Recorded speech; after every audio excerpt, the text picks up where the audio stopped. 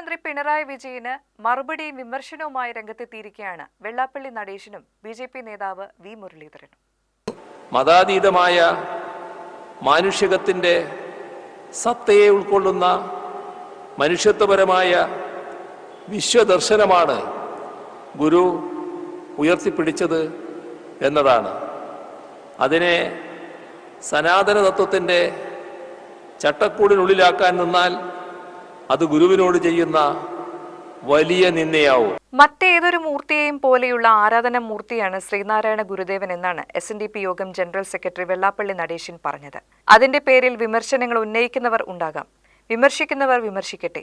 സനാതനധർമ്മം അനുസരിച്ച് ഏതിലും എന്തിലും ദൈവമുണ്ട്. തത്വമസി അത് നീ തന്നെയാണെന്നാണ് വേദം പറയുന്നത്. നിർവചിക്കുന്നതിനേക്കാളും അതീതമാണ് ഗുരുദേവൻ. സപ്തസാഗരത്തേക്കാൾ വിശാലവും അഗാധവുമാണ് ഗുരുദേവ ദർശനമെന്നും വെള്ളാപ്പള്ളി നടേശൻ പറഞ്ഞു. ശിവഗിരി തീർത്ഥാടന സമ്മേളനത്തിൽ മുഖ്യമന്ത്രിയുടെ പ്രസംഗത്തിന് പിന്നാലെയാണ് വെള്ളാപ്പള്ളി നടേശന്റെ പ്രസ്താവന.